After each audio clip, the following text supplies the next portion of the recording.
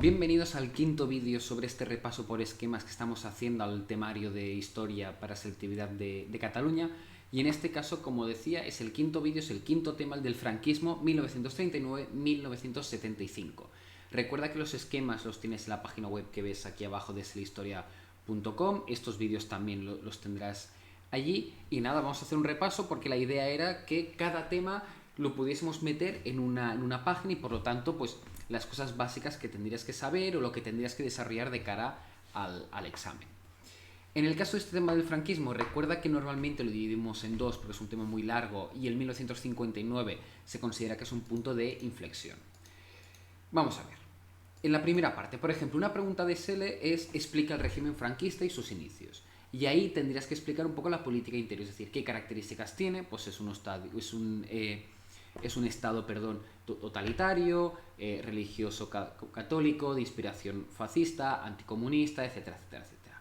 También tendrías que hablar de las familias, es decir, quién le da apoyo. Tendrías que hablar de los pilares, como la Iglesia, como el Partido Único, como los militares, de las actitudes a favor, en contra y pasiva, porque a raíz del miedo y del clima de terror que hablamos en la guerra civil hay mucha gente que prefiere no posicionarse para no buscarse problemas. La represión institucionalizada contra los comunistas, ley contra los masones. Y por último, de las leyes fundamentales, ¿no? Pues este conjunto de leyes que se van redactando en los años 40 para dar un poco cuerpo a este Estado, con lo que llamamos una democracia orgánica. Recuerda que la democracia orgánica lo que quiere decir es que el franquismo presenta unos órganos, unas leyes aparentemente democráticas, es decir, el órgano, la estructura es democrática, pero realmente la democracia se queda en la estructura, no va en profundidad, porque tenemos el Foro de los Españoles, que es como la garantía de derechos, pero no es del todo verdadera, o hay una cámara representativa con los procuradores, pero no se escogen de una manera muy democrática, es decir, es como que la estructura, la idea sí que es democrática, pero la raíz de la cuestión no es nada democrática, y de ahí el término de democracia orgánica en cuanto a los órganos. En cuanto a la política económica, ¿qué podemos decir? Pues mirad, en esta primera parte del franquismo, como ya sabes, lo que domina es la política autárquica, una economía basada en la autarquía, que es cierro fronteras y me autoabastezco con lo que tengo. Y esto tiene unas consecuencias, y es la situación precaria que hay en el campo, las cartillas de racionamiento, el mercado negro, el tener que fomentar como sea la industria española nacionalizando empresas y demás. En cuanto a la política exterior, ¿qué relaciones hay con el exterior? Recuerda que estamos en el marco general de la Segunda Guerra Mundial, que ha empezado unos meses más tarde. Si la guerra civil, digamos, acaba el 1 de abril, la Segunda Guerra Mundial empieza en septiembre del 39, es decir, unos meses más tarde, y se alargará hasta el 45. Y durante estos años, la Segunda Guerra Mundial, digamos que caracteriza mucho o marca mucho la relación que tiene Franco con el exterior. Y, por ejemplo, durante los primeros años, aunque se muestra no beligerante, sí que tiene cierta simpatía por el fascismo, por los ideales fascistas. Y esto hace que durante los años en los que el fascismo y Alemania, sobre todo, va ganando a las potencias democráticas, Franco se sienta poderoso y se sienta fuerte. ¿Qué es lo que sucederá? Que en el 45, cuando los fascismos son derrotados en Europa, porque Alemania e Italia pierden, lo que va a suceder es que Franco tiene que hacer un lavado de imagen. Las potencias demográficas lo van a marginar por fascista y él se tiene que hacer un lavado de cara. Entonces él ya no se autodenominará o ya no se identificará abiertamente con el fascismo, sino que dirá que es anticomunista, antimasones, ultracatólico y demás. Pero aún así, como digo, pues hay un rechazo internacional porque no deja de ser una dictadura.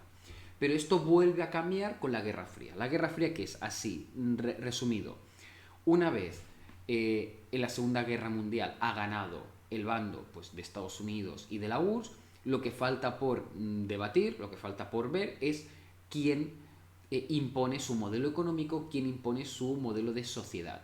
Es decir, ha ganado Estados Unidos y la URSS, pero entre estos dos solo puede quedar uno. Y la Guerra Fría es esto, es el combate entre el capitalismo liderado por Estados Unidos y el comunismo liderado por la URSS. Y en esta carrera por haber, en esta Guerra Fría, porque no hay nunca ningún conflicto directo entre la URSS y Estados Unidos, lo que es una carrera por ganar aliados. Y España, por la situación geográfica, es muy interesante porque es el enlace entre Europa y América.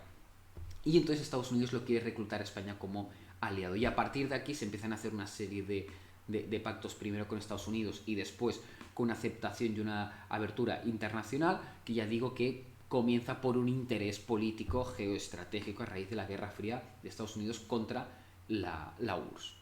Y por último, de este primer bloque del franquismo, lo que tendrías que hablar sobre la oposición, sobre todo distinguiendo y remarcando la diferencia entre el exilio y la resistencia.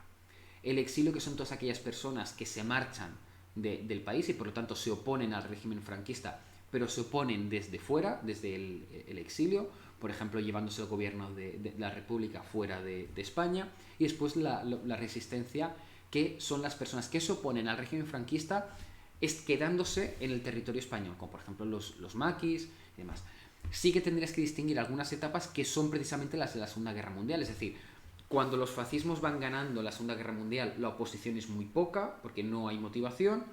Cuando las democracias ganan a los fascismos, la oposición es muy fuerte, porque se siente poderosa, pero cuando las potencias democráticas europeas miran hacia otro lado e ignoran a España, no se meten en el conflicto, la oposición vuelve a bajar por desmotivación y desilusión. Entonces, con esto se cerraría la primera etapa del franquismo, que son los primeros 20 años, del 39 al 59. A ver qué tenía aquí para ir marcando, que así me queda mejor. Vale. Bien, ¿y qué es lo que sucede? Que una de las exigencias que se le da a España para comenzarse a abrir internacionalmente es que su economía tiene que mejorar, y realmente tiene que mejorar la economía española.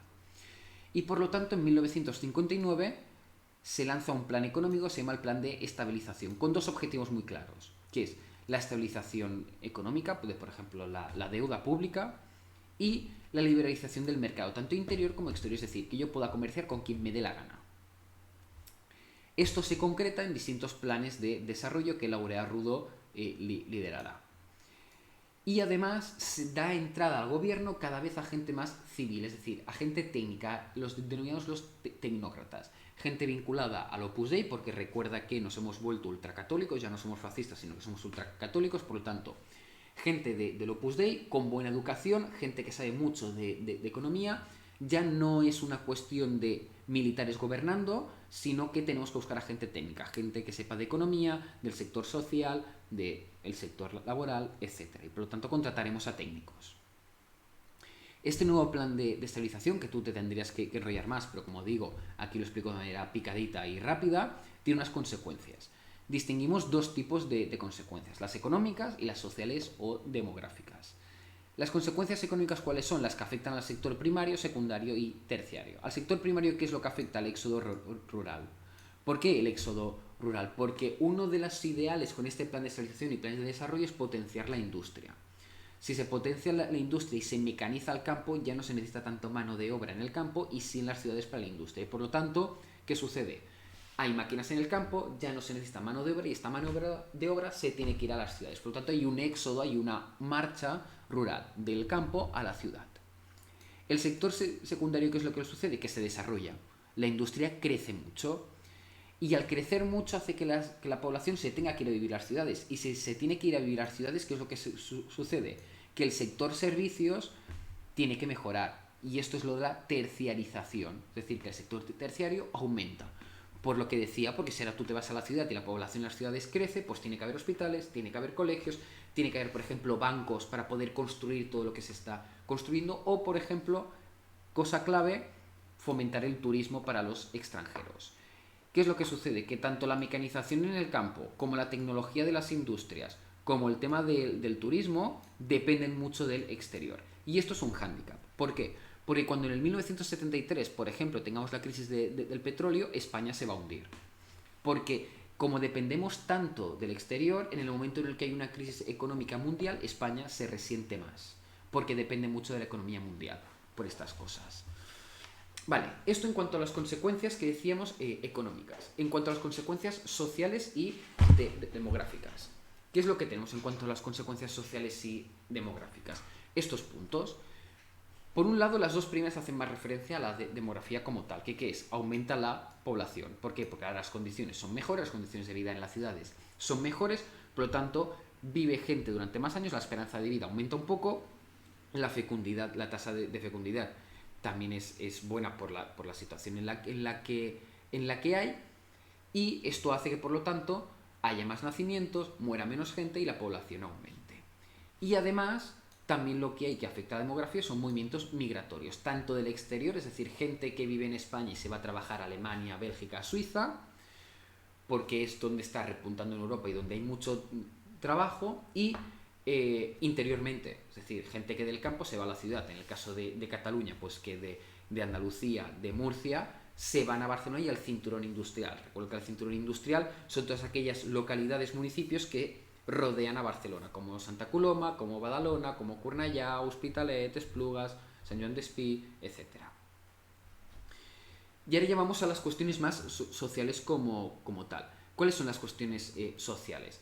Se crea una sociedad de consumo, es decir, ya como ahora me sobra dinero, puedo tener bienes de consumo de larga duración, es decir, un coche, una nevera, una radio, una tele, por tanto se fomenta el consumismo. La educación y la laicización, porque lo que se busca es que la educación mejore y se harán diversos planes para mejorar la educación obligatoria, para hacerla obligatoria hasta una edad, y poco a poco irla distanciando de la Iglesia. La estructura laboral cambia porque, como hemos visto aquí, el sector primario va bajando, el sector secundario sube y el sector terciario sube mucho. El papel de las mujeres va mejorando, nada que ver con países del norte de Europa, pero sí va mejorando para lo que era España, también relacionado con la laicización. Y por último, la estructura familiar. Esta migración del campo a la ciudad lo que hace es que se pase de una estructura, de un sistema, de una estructura familiar extensiva, primos, sobrinos, abuelos, de todo, a quedarse con la familia nuclear, es decir, pues abuelos, padres e hijos, sin más. Porque a la ciudad no se va toda la familia, se va solamente el núcleo. En cuanto a la política interior de esta segunda etapa, veíamos que había un conflicto entre reformistas e inmovilistas. Los reformistas parece que van ganando, pero entonces salta un caso de corrupción y gracias a la menor censura de prensa, este caso de corrupción, que se llama Matesa, se hace muy público. Y esto sirve a los inmovilistas para recriminar a los reformistas esta abertura o esta mayor libertad de publicación. Y por lo tanto, al final lo que se hace es que Carrero Blanco dice, pues oye, volvemos a ser inmovilistas, hacemos un gobierno monocolor, es decir, únicamente formado por inmovilistas. Carrero Blanco, como sabes, 1973, atentado de ETA, La Palma, y pondrán como jefe de gobierno a Arias Navarro en 1974, que ya el pobre Franco está agonizando y por lo tanto tiene que buscar una figura política diferente.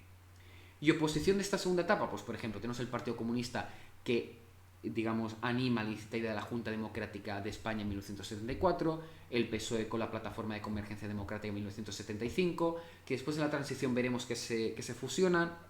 En el caso de Cataluña del 71 se hace la Asamblea de Cataluña con el lema de Llibertat y Estatut d'Autonomia y Estatut. Otros grupos, en este caso terroristas como ETA, Grapo y FRAP, y otros movimientos sociales, estudiantiles, vecinales y obreros. Y con eso tienes un poco el repaso, sobre todo recuerda en 1959 el punto de inflexión. Un sistema económico más autárquico, más cerrado y otro más aperturista y un poco más moderno que intenta ponerse a la altura de Europa. Y ya está. Con esto solamente nos quedará uno, que será la transición, que será el siguiente vídeo. Así que nada, nos vemos y muchas gracias. Adiós.